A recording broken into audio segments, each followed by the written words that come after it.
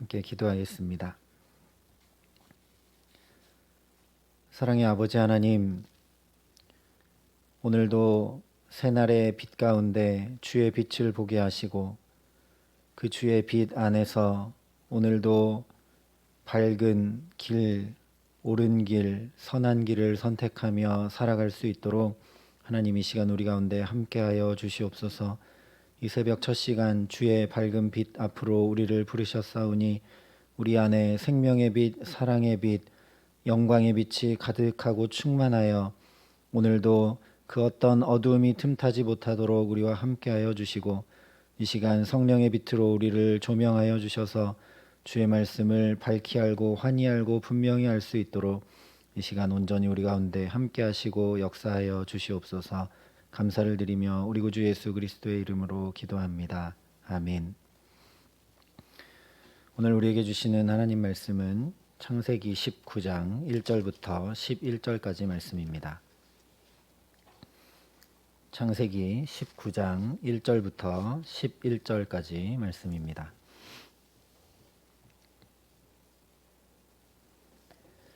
창세기 19장 1절부터 11절까지 말씀을 제가 봉독해 드리겠습니다. 하나님의 말씀입니다. 저녁 때에 그 두 천사가 소돔에 이르니 마침 롯이 소돔 성문에 앉아 있다가 그들을 보고 일어나 영접하고 땅에 엎드려 절하며 이르되 내 주여 돌이켜 종의 집으로 들어와 발을 씻고 주무시고 일찍이 일어나 갈 길을 가소서. 그들이 이르되 아니라 우리가 거리에서 밤을 새우리라. 롯이 간청하매 그제서야 돌이켜 그 집으로 들어오는지라. 롯이 그들을 위하여 식탁을 베풀고 무교병을 구우니 그들이 먹으니라. 그들이 눕기 전에 그 성 사람 곧 소돔 백성들이 노소를 막론하고 원근에서 다 모여 그 집을 에워싸고 롯을 부르고 그에게 이르되 오늘 밤에 내게 온 사람들이 어디 있느냐 이끌어내라. 우리가 그들을 상관하리라. 롯이 문 밖에 무리에게로 나가서 뒤로 문을 닫고 이르되 청하노니 내 형제들아 이런 악을 행하지 말라. 내게 남자를 가까이 하지 아니한 두 딸이 있노라. 청하건대 내가 그들을 너희에게로 이끌어내리니 너희 눈에 좋을 대로 그들에게 행하고 이 사람들은 내 집에 들어왔은즉 이 사람들에게는 아무 일도 저지르지 말라. 그들이 이르되 너는 물러나라. 또 이르되 이자가 들어와서 거류하면서 우리의 법관이 되려 하는도다. 이제 우리가 그들보다 너를 더 헤아리라 하고 롯을 밀치며 가까이 가서 그 문을 부수려고 하는지라. 그 사람들이 손을 내밀어 롯을 집으로 끌어들이고 문을 닫고 문 밖에 무리를 대소를 막론하고 그 눈을 어둡게 하니 그들이 문을 찾느라고 헤매었더라. 아멘. 오늘 말씀은 소돔과 고모라의 멸망에 대해 기록을 하고 있습니다. 소돔과 고모라는 13장에 롯이 이 땅을 선택할 때 여호와의 동상 같고 애굽 땅과 같았다라고 말씀을 했습니다. 겉보기에는 그렇게 매우 살기 좋고 풍요로워 보였는지 모르지만 하나님 보시기에는 이 땅이 심판받아야 할 땅이었습니다. 오늘 두 천사가 이 소돔성으로 갑니다. 그런데 이 두 천사가 소돔성의 나그네로 갔을 때 이곳에 있던 사람들이 나그네를 어떻게 대하고 있는지를 보면서 얼마나 패역한 곳인지를 분명히 확인하게 됩니다. 먼저 1절이 이렇게 말씀을 합니다. 저녁 때에 그 두 천사가 소돔에 이르니 마침 롯이 소돔 성문에 앉아 있다가 그들을 보고 일어나 영접하고 땅에 엎드려 절하며. 여기 보면 롯이 소돔 성문에 앉아 있었다라고 말씀을 합니다. 고대 사회에서 성문은 중요한 곳입니다. 사람들의 왕래가 많은 곳이기도 하고 거기서 거래가 이루어지는 곳이기도 합니다. 그런데 무엇보다 성읍의 장로들이 모여서 재판을 하던 곳이 바로 여기 성문입니다. 그래서 후에 룻기에 보면 보아스가 자기가 기업을 물을 자로서 자격을 획득하기 위해 성문으로 가서 장로들을 만나 상속 물을 것을 확인받는 장면이 나옵니다. 고대에는 시계도 없고 연락할 방법도 없기 때문에 이 성읍 문을 정해서 여기서 재판을 하고 성문에서 모이고 회합하고 했던 것입니다. 실제 오늘 9절에도 사람들이 롯을 향해 이렇게 이야기를 합니다. 그들이 이르되 너는 물러나라. 또 이르되 이 자가 들어와서 거류하면서 우리의 법관이 되려 하는도다. 바로 이 성문에 롯이 앉아 있습니다. 그러니 얼마나 롯이 이 소돔 땅에서 잘 적응했는지를 알 수 있습니다. 이스마엘이 13살 때 할례를 행했다고 했으니까 아브라함과 롯이 헤어진 것은 그보다 전이었기 때문에 아마 소돔 땅에 들어온 지 약 15년 정도가 지난 시간이었을 겁니다. 그런데 그동안 롯이 장로가 되어 소돔 성문에 앉아서 다른 사람들이 법관이 되려고 한다는 소리를 할 정도로 영향력을 행사했다는 것은 그야말로 소돔 성에 완벽히 적응했다는 이야기가 됩니다. 한마디로 롯은 소돔 사람들과 완전히 같아졌다라는 이야기입니다.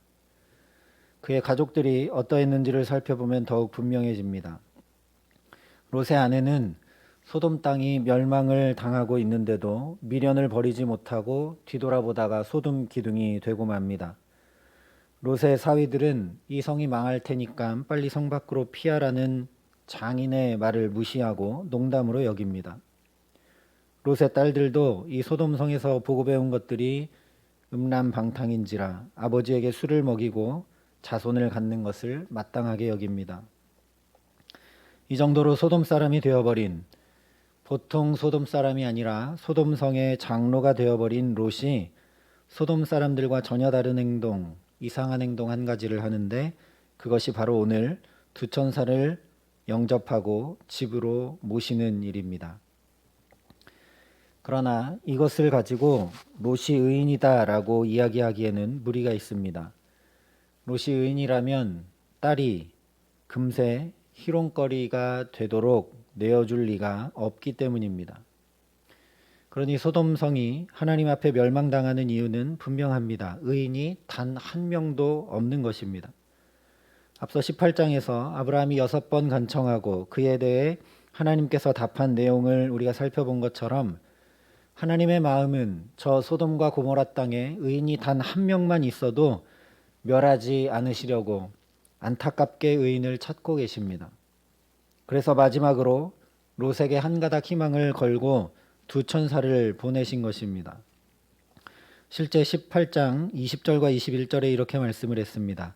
여호와께서 또 이르시되 소돔과 고모라에 대한 부르짖음이 크고 그 죄악이 심히 무거우니 내가 이제 내려가서 그 모든 행한 것이 과연 내게 들린 부르짖음과 같은지 그렇지 않은지 내가 보고 알려 하노라.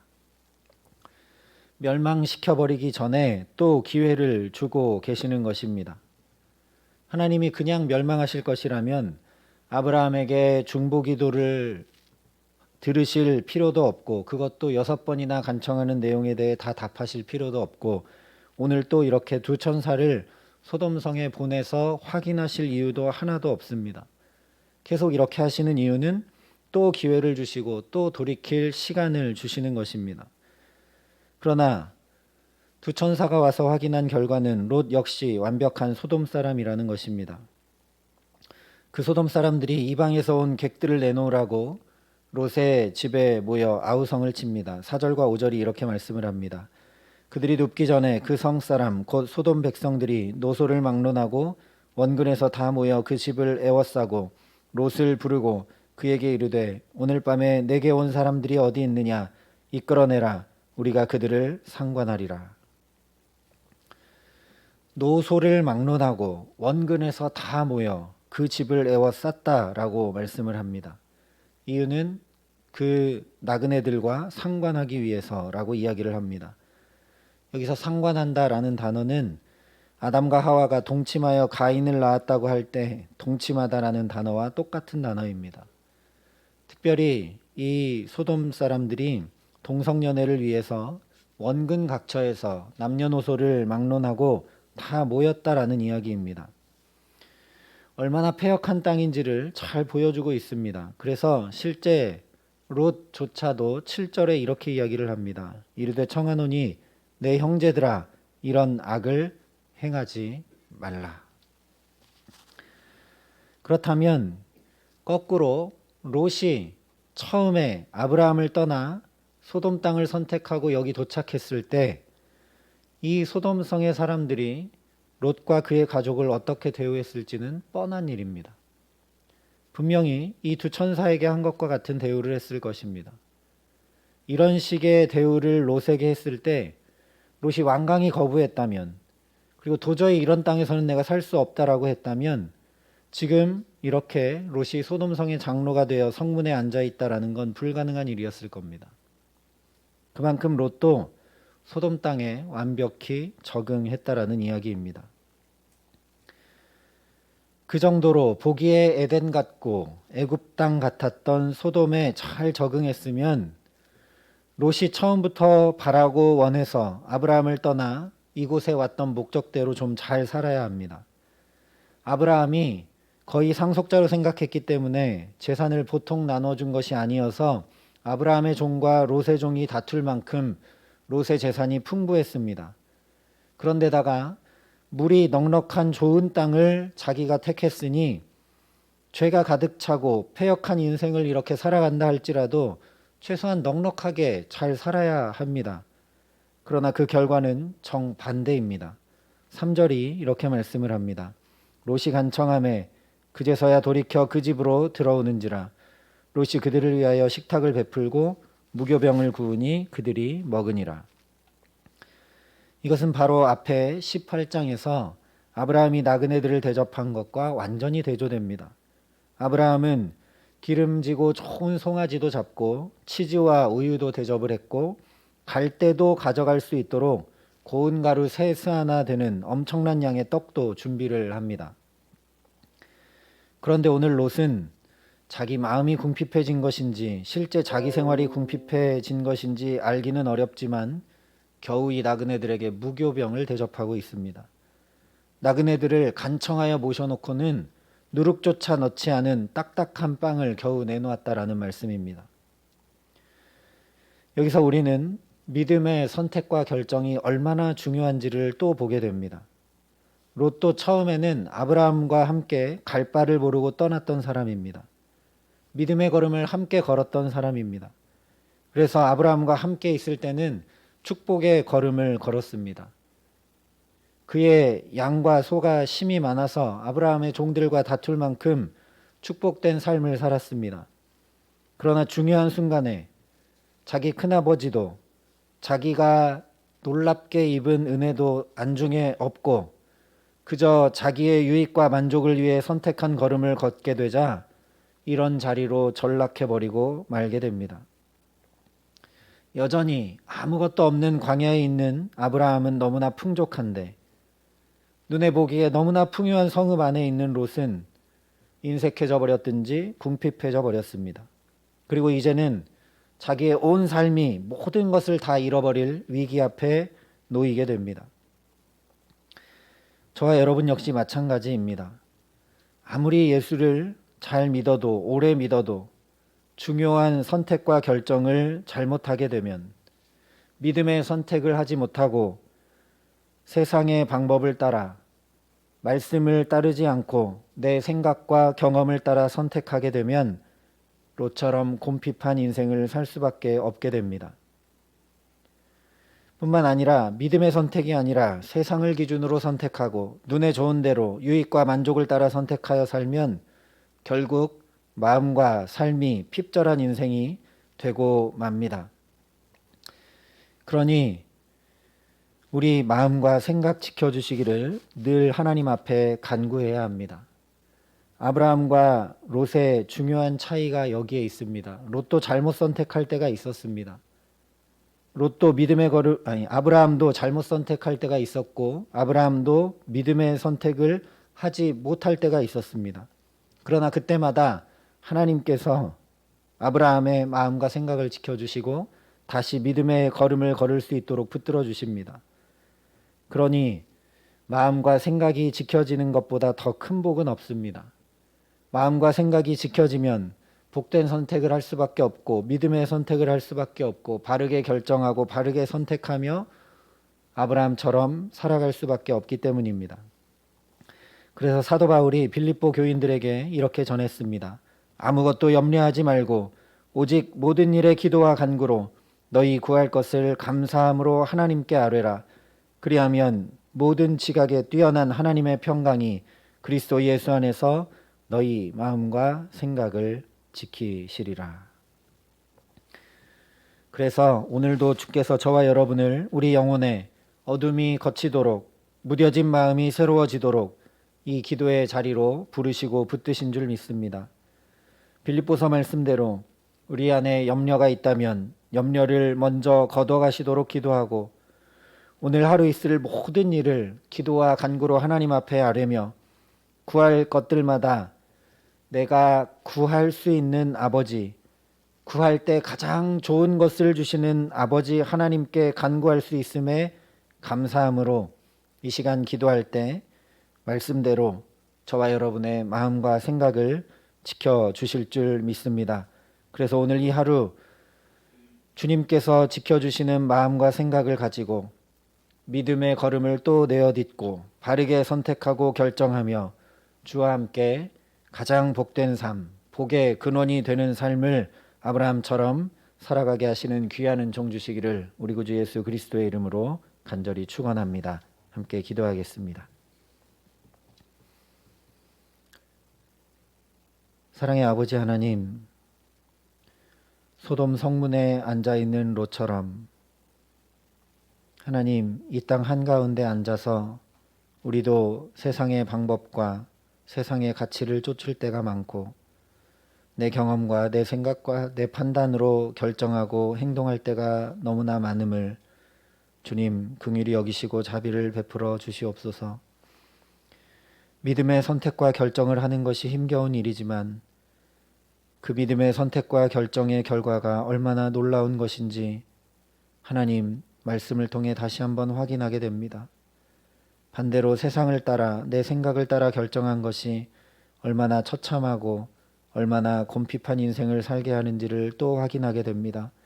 하나님, 우리의 마음과 영혼이 무뎌지지 않게 하여 주셔서 말씀을 통해 보여주신, 비춰주신 이 삶의 모습들을 분명히 기억하고 그래서 오늘도 주님 앞에 이렇게 엎드리게 하심을 감사합니다. 아무것도 염려하지 말고 오직 모든 일에 기도와 간구로 너희 구할 것을 감사함으로 하나님께 아뢰라. 그리하면 모든 지각에 뛰어난 하나님의 평강이 너희 마음과 생각을 지키시리라 말씀하신 대로 하나님 오늘 주 앞에 엎드려 간구하며 나아가오니 우리 마음과 생각을 지켜주셔서 오늘 하루를 살아가는 동안 믿음의 선택과 결정을 할 수 있도록 우리를 도우시고 바르게 선택하고 바르게 결정할 수 있도록 우리 마음과 생각을 지켜주셔서 주와 함께 복된 걸음을 내어딛고 오늘도 주와 함께 승리하며 이 하루 살아갈 수 있도록 우리 모두와 함께하여 주시옵소서. 이제는 친히 온전한 믿음의 걸음으로 승리하신 우리 구주 예수 그리스도의 은혜와 그 독생자 예수를 아낌없이 우리를 향해 내어주신 아버지 하나님의 놀라우신 사랑하심과 오늘도 우리의 마음과 생각을 붙들어 주시고 지켜주시고 함께하여 주심으로 우리를 도우시는 성령 하나님의 교통하시고 역사하심이 여기 머리 숙여 주의 은혜를 덧입어 오늘을 살기로 소망하는 마음과 생각을 주께서 지켜주심으로 바르게 선택하고 결정하며 믿음의 삶을 또 살아가기로 소망하는 여기 모인 모든 주님의 성도들과 사랑의 빛교회 모든 교우들과 이 나라 이민족과 이 귀한 복음을 오늘도 세계 만방에 전하시는 선교사님들 가운데 이제로부터 영원토록 함께 하시기를 간절히 축원하옵나이다. 아멘.